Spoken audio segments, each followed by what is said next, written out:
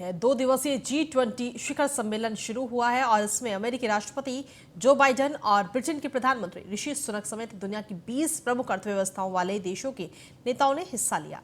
प्रधानमंत्री नरेंद्र मोदी जी G20 शिखर सम्मेलन में हिस्सा लेने के लिए इंडोनेशिया पहुंचे, जहां उनका स्वागत किया गया। बता दें कि इस शिखर सम्मेलन में वैश्विक चुनौतियों से निपटने को लेकर व्यापक चर्चा की गई। इस दौरान प्रधानमंत्री नरेंद्र मोदी ने कहा कि कठिन वैश्विक वातावरण में G20 को प्रभावी नेतृत्व देने के लिए मैं राष्ट्रपति जोको विडोडो का हार्दिक अभिनंदन करता हूं।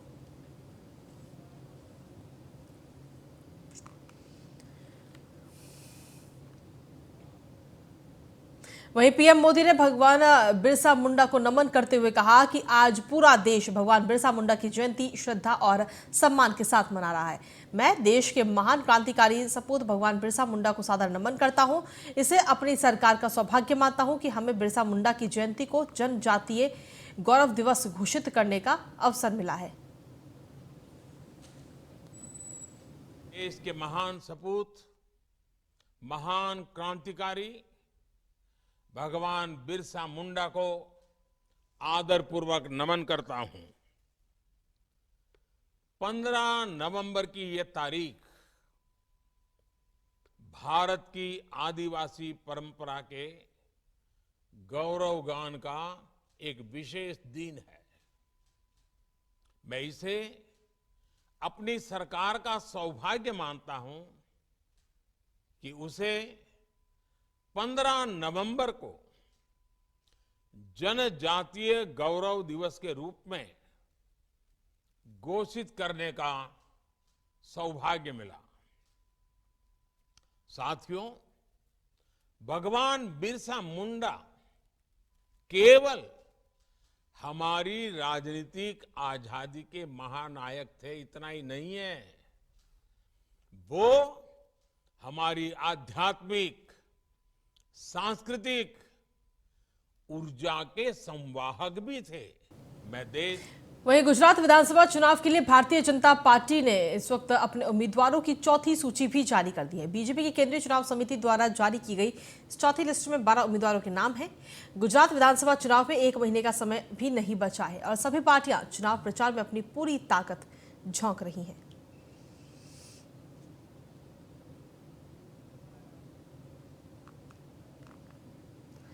तो आपको बता दें कि गुजरात विधानसभा चुनाव के लिए भारतीय जनता पार्टी ने चौथी लिस्ट अपनी जारी कर दी है और इस चौथी लिस्ट में 12 उम्मीदवारों के नामों का ऐलान भारतीय जनता पार्टी की तरफ से किया गया है।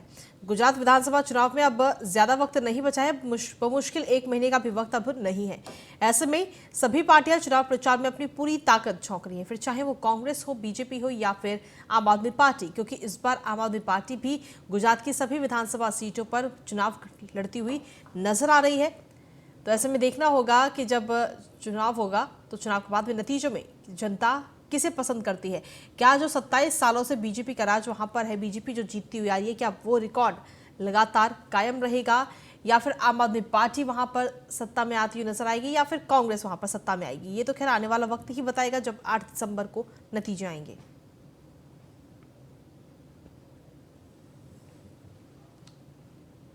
वहीं झारखंड का 22वां स्थापना दिवस आज सीएम हेमंत सोरेन ने बिरसा मुंडा को नमन किया है। राष्ट्रपति द्रौपदी मुर्मू और सीएम हेमंत सोरेन ने पुष्प अर्पित किए हैं।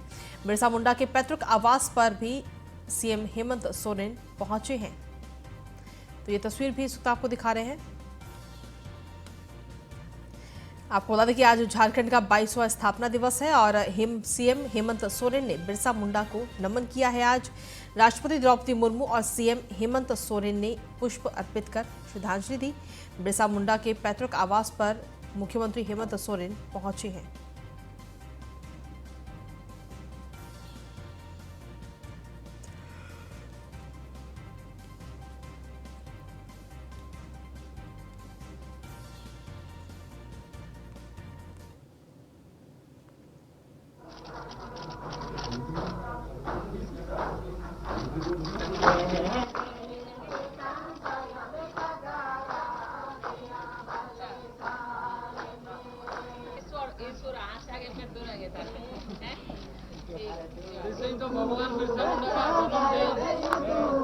मत खोना।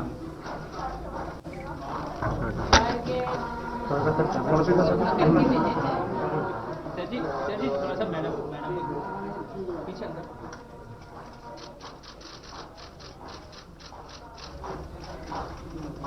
धक्का नहीं।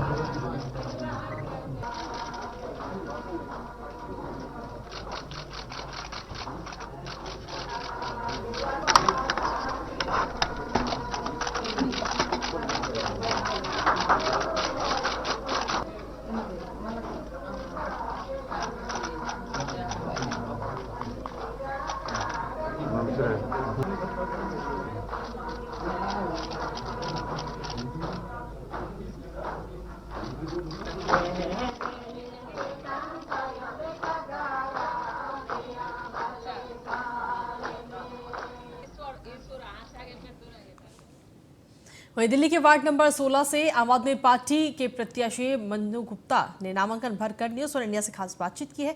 क्या कुछ कहा मन्नू गुप्ता ने, वो आपको सुनवाते हैं। आजादपुर वार्ड से आम आदमी पार्टी प्रत्याशी मन्नू गुप्ता हमारे साथ खास बातचीत में कैसे इस चुनावी रण में उतरेंगे आप? धन्यवाद सर। चुनावी रण में सबके चेहरे देखते हुए, इतनी जागरूकता, इतनी चमक देखते हुए, देखने मात्र से ही बन रहा है कि जो भी अभी तक एमसीडी में कार्य नहीं हुआ है वो हम सब करके दिखाएंगे। जैसे कि नालियाँ, कूड़े और जो कि एमसीडी के स्कूल होते हैं, छोटे छोटे ये जो कार्य होते हैं, यही सबसे बड़ी समस्याएं पैदा करते हैं, तो उन सब का निवारण हम करेंगे। केजरीवाल 10 गारंटी लेके आए हैं जनता के लिए एमसीडी के अंदर। क्या लगता है उन 10 गारंटियों को और जनता की इन उम्मीदों पर खरा उतर पाएंगे आप? बिल्कुल सर, बिल्कुल खरा उतरेंगे। और मेरे साथ महिला शक्ति है, मेरे साथ अर्चना जी हैं, गुप्ता जी हैं, तनु गुप्ता जी हैं, तो इन सबके साथ मिलकर मैं जितनी भी रणनीतियाँ हैं उन पर मैं खरी उतरूंगी अपनी महिला शक्ति के साथ। मन्नू जी, जमीनी स्तर पे यहाँ चुनावी मैदान में उतरना चाहिए, तो क्या संगठन साथ है? बिल्कुल सर, क्या कहते हैं ना जी, सबके मन में अपनी अपनी एक आशाएं होती है। सबने मेहनत की थी, सब कार्यकर्ता बहुत अच्छे हैं, मैं किसी की निंदा नहीं करूंगी क्योंकि हमारा एक भी कार्यकर्ता निंदा के पात्र ही नहीं सर। तो ये थी हमारे साथ आजादपुर वार्ड पे आम आदमी पार्टी प्रत्याशी मन्नू गुप्ता, जो कह रही हैं कि केजरीवाल की 10 गारंटियों को पूरा कर वो जीत दर्ज करेंगी। किरणपाल सिंह, दिल्ली। वहीं दिल्ली में वार्ड नंबर 15 से आम आदमी पार्टी के प्रत्याशी मुकेश गोयल ने भी नामांकन किया और न्यूज वन इंडिया से खास बातचीत करते हुए बताया कि 5 बार चुनाव लड़ काम किया है और आगे भी करते रहेंगे और केजरीवाल की गारंटी भी पूरी करेंगे। चुनावी रणभेरियां बजी, नामांकन को उम्मीदवार तैयार और 1997 से अब तक 5 बार चुनाव जीतने के बाद 6वीं बार आम आदमी पार्टी से अपनी दावेदारी रख चुनावी मैदान में उतरने को मुकेश गोयल हैं तैयार। आइए बात करते हैं आम आदमी पार्टी के आदर्श नगर वार्ड नंबर 15 से। मुकेश जी, जिस तरीके से आज नामांकन भर चुके हैं, सब कह रहे हैं कि मुकेश जी वार्ड बदलते रहे, पार्टी बदलती है, बड़ा उनके लिए मुश्किल होने वाला है, क्या कहेंगे उनके लिए? जो लोग इस तरह की बातें करते हैं शायद उन्हें जानकारी नहीं है। मैं आपको सबसे पहले जानकारी दे दूं, मैं 2 बार आदर्श नगर से पहले निगम पार्षद रहा हूं। वो सीट महिला के लिए आरक्षित हो गई थी, इसलिए मैं धीरपुर गया था। धीरपुर की सीट जर्नल थी, 2 बार मैं वहाँ से लड़ा। उसके बाद सराय पीपल थला में मेरे को पार्टी ने भेजा कि आप सराय पीपल थला हमारा कमजोर वार्ड है, वहाँ जाके सर्वे के अंदर देखा गया जहाँ केजरीवाल की गारंटी को विधानसभा ने माना, लोगों ने माना, वहीं आदर्श नगर विधानसभा के प्रत्येक वार्ड पे सर्वे में आपकी भी गारंटी थी। नहीं, मेरी कोई गारंटी नहीं है। मेरी गारंटी तो मेरे क्षेत्र के लोग, मेरी जनता, मेरे नहीं काम दिखा, वहाँ लोग कह रहे हैं समुदाय भवन भी बनाया। जो भी कुछ करा मैंने अपने 5 बार में निगम पार्षद बना, 5 बार में मैंने 5 कार्यकालों में वहाँ समुदाय भवन बनाए। मैंने वहाँ मजलिस पार्क के अंदर जिम सेंटर भी बनवाया। ये मेरे साथ हमेशा, मेरे साथ दिन रात मेरे साथ कंधे से कंधा मिला के चलते हैं और मैं कुछ नहीं हूँ। मेरी ताकत ये मेरे परिवार के सदस्य। तो देखिए, ये थे हमारे साथ मुकेश गोयल, जिन्होंने 1997 से लेकर अब तक निगम में अपनी दावेदारी रखी हुई है, जीत दर्ज। वहीं बिहार के सहरसा में एक बार फिर युवाओं के रोजगार के लिए मेला लगाया गया है। ये मेला राजकीय औद्योगिक प्रशिक्षण संस्थान सहरसा में लगाया गया है। बता दें कि कौशल विकास, उद्यमिता मंत्रालय, सूक्ष्म लघु और मध्यम उद्यम मंत्रालय की ओर की एक संयुक्त रूप से नया भारत, नए अवसर, नई समृद्धि के तहत प्रधानमंत्री राष्ट्रीय अप्रेंटिसशिप मेला लगाया गया, जिसमें देश के बड़े बड़े मोटर कंपनियों को इस मेले में उतारा गया। ये तुम्हारा भी दायित्व है। रोहित कुमार। पास आउट कहने को नहीं है, मतलब कि हम टाटा में पहले वर्क कर चुके हैं और किसी कॉन्ट्रैक्ट बेसिस पे थे। NTTF एक कॉन्ट्रैक्ट चलती है टाटा मोटर्स अहमदाबाद में, जिसके थ्रू हमको कॉलेज से ही प्लेसमेंट मिला था, तो के थ्रू हम वहाँ थे। 3 महीने मैंने वर्क किया उसमें। और जहाँ तक मैंने देखा कि अप्रेंटिस के जो कैंडिडेट होते हैं उनको अदर जो रहते हैं, मान के चलो अदर कॉन्ट्रैक्ट बेसिस पे, उनको उनसे ज़्यादा सर्विसेज मिलती है। वहाँ पे सर्विसेज मिलने का ये कि उनका जो भी क्राइटेरिया है, जो भी उसके एम्प्लॉय पे जो भी लागू होती है, वो अप्रेंटिस के कैंडिडेट पे भी। कंपनियां हैं जैसे कि Tata Motors, Mahindra, Hyundai, Suzuki, इस तरह की और भी कंपनियां हैं जिसमें प्रशिक्षणार्थियों को ट्रेनिंग दिया जाएगा। उसके उपरांत उनको सर्टिफिकेट भी दिया जाएगा अप्रेंटिसशिप का। अमूमन कितने पदों के लिए ये की गई? ये कंपनियों की अपनी योग्यता पर है, जिनका वहाँ रहेगा वो खुद हो जाए। वहीं बिहार की रहने वाली भोजपुरी कलाकार संजना पांडे बिहार ही नहीं बल्कि बिहार, झारखंड, यूपी, MP में अपनी कला के प्रदर्शन से लोगों के बीच चर्चा का विषय बनी हुई है। इतनी कम उम्र में इस मुकाम पर पहुंचने के लिए बहुत से भोजपुरी कलाकारों को मेहनत करनी पड़ती है, लेकिन संजना पांडे भोजपुरी की एक ऐसी सितारा हैं जो बिहार ही नहीं अब मुंबई में अपना परचम लहराई नहीं है। वैसे देखा जाए तो संजना पांडे की दर्जनों फिल्म और सैकड़ों गाने लोगों के दिलो दिमाग में बने रहते हैं। लोगों को इंतजार रहता है कि संजना का कोई नई फिल्म और गाने कब आ रहे हैं।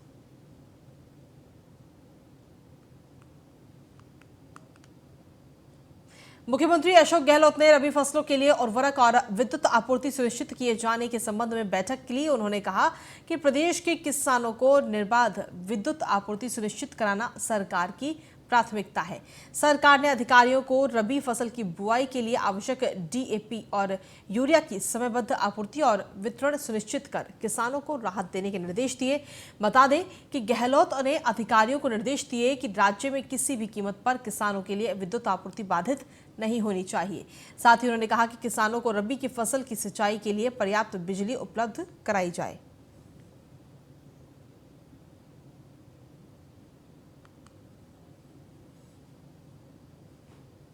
गहलोत सरकार अगले 6 महीने में 1 लाख युवाओं को रोजगार दिलाएगी। जयपुर में आयोजित मेगा जॉब फेयर में मुख्यमंत्री अशोक गहलोत ने इस बात की घोषणा की है। इस मौके पर युवा मामले और खेल राज्य मंत्री अशोक चांदना भी मौजूद थे। सीएम गहलोत ने कहा कि जोधपुर के 3 कैंडिडेट को 18-18 लाख के पैकेज मिले। जयपुर में आज मेगा जॉब फेयर में जोधपुर की शिखा दादिच को 7 लाख का पैकेज मिला। इसमें मेरा कोई हाथ नहीं है, कहीं लोग ऐसा सोचें, क्योंकि जॉब देने और लेने वालों को मैं नहीं जानता।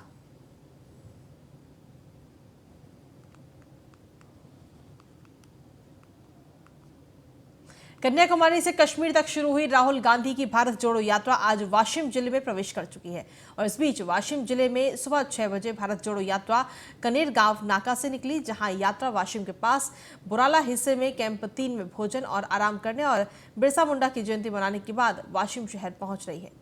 राहुल गांधी वाशिम शहर के डॉक्टर बाबा साहेब अम्बेडकर चौक पर आयोजित कॉर्नर मीटिंग को भी संबोधित करेंगे। भारत जोड़ो यात्रा 16 नवंबर को Ramrao Sarnaik college of social work Washim के परिसर में रात भर रुकने के बाद मालेगांव होते हुए अकोला जिले के लिए रवाना होगी।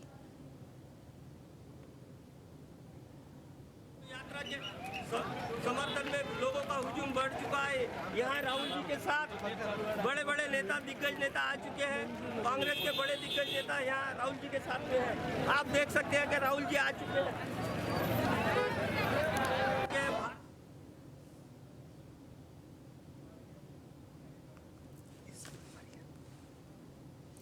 अधिक जानकारी के साथ संवाददाता फरियल जुड़ गई। फरियल, क्या कुछ ताजा अपडेट है भारत जोड़ो यात्रा को लेकर आपके पास?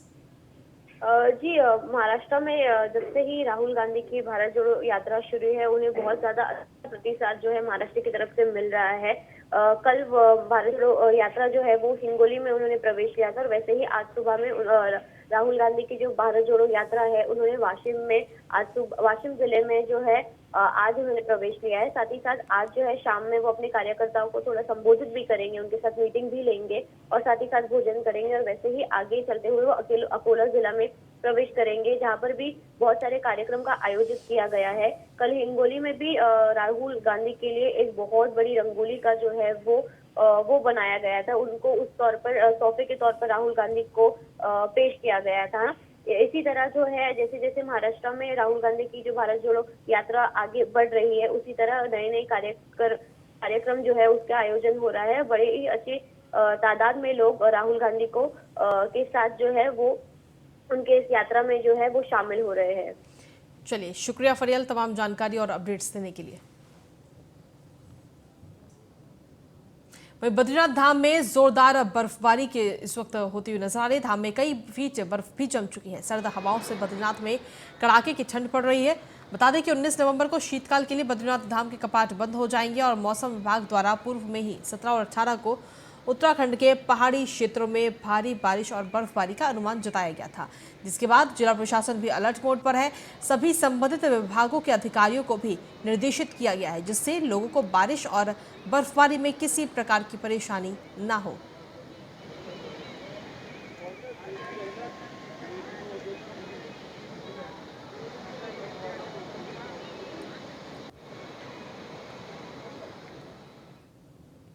झारखंड का 22वां स्थापना दिवस आज है। आपको बता दें कि सीएम हेमंत सोरेन ने बिरसा मुंडा को नमन किया। राष्ट्रपति द्रौपदी मुर्मू और सीएम हेमंत सोरेन ने पुष्प अर्पित किए। बिरसा मुंडा के पैतृक आवास पर इस दौरान मुख्यमंत्री हेमंत सोरेन पहुंचे। तो आपको बता दें कि आज झारखंड का 20वां स्थापना दिवस है।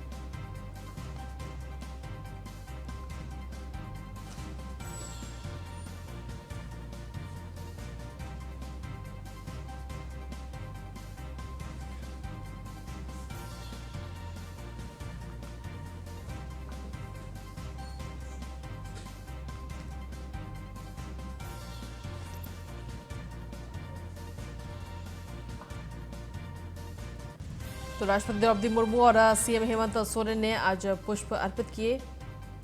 बिरसा मुंडा के पैतृक आवास पर पहुंचे सीएम हेमंत सोरेन। तस्वीर भी इस वक्त आपको दिखा रहे हैं। झारखंड का आज 22वां स्थापना दिवस है। 22वें स्थापना दिवस पर मुख्यमंत्री हेमंत सोरेन ने बिरसा मुंडा को आज नमन किया है। नमन करते हुए आज नजर आए हैं।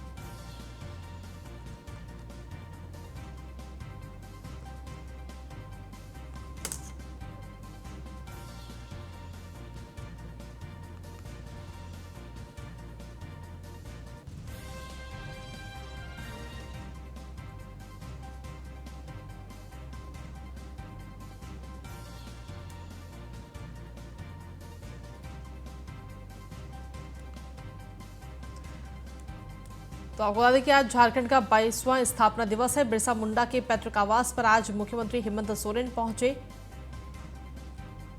और ये तस्वीर भी इस वक्त आपको लगातार दिखा रही है। इस दौरान राष्ट्रपति द्रौपदी मुर्मू भी वहां मौजूद रहीं।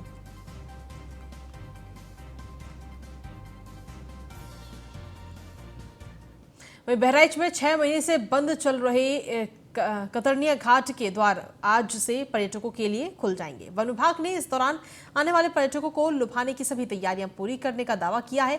इस दौरान कुनाचे भरते हिरण के झुंड, गेरुआ नदी में उछल कूद करती डॉल्फिन के साथ धूप सेकते घड़ियालों के बीच मोटर बोट से लेकर जंगल सफारी तक की सैर दर्शकों को पूरी तरह रोमांचित करेगी। वहीं 551 वर्ग किलोमीटर में फैला कतरनिया घाट के वन क्षेत्र में पर्यटकों को जंगल सफारी की सैर के दौरान बाघ, तेंदुए, हिरन, हाथी, चीतल, बारहसिंगा के साथ ही अन्य दुर्लभ वन्य जीवों को जंगल में खुले में विचरण करते देखने का मौका मिलता है। बता दें कि 15 जून तक सैलानी इस जंगल क्षेत्र में जंगल सफारी, बोट सफारी का आनंद ले सकते हैं। देखिए, इस बारी हमने कोशिश ये की हुई है कि जो नॉर्मल सफारी, बोटिंग सफारी और जो जंगल सफारी होती है उसके एडिशन में पर्यटकों को कुछ न कुछ दिया जाए। उसके परिप्रेक्ष्य में हमने एक थारू टूरिज्म का इस बार सर्किट शुरू किया है, जिसमें पर्यटक थारू संस्कृति, जो यहाँ के एकमात्र ट्राइबल्स हैं, उनकी जो संस्कृति है उसका अवलोकन कर सकेंगे, जिसमें वो थारू लोक नृत्य, लोक गान को देखेंगे और थारुओं द्वारा बनाई गई जो उनकी लोकल वस्तुएं हैं उनको भी खरीद पाएंगे। इसके अलावा हमने बफर क्षेत्र में एक नया नेचर ट्रेल रेडी किया है और जो इको टूरिज्म कैंपस है उसके अंदर हमने स्विस कॉटेज टेंट्स को भी इस बारी रेनोवेट करके कोशिश करेंगे कि इसके बारे में इसमें वो भी टूरिज्म का बढ़ावा दिया जाए। और खबरों का सिलसिला न्यूज़ वन इंडिया पर यूं ही लगातार जारी है। फिलहाल मेरे साथ इस बुलेटिन में इतना ही। नमस्कार।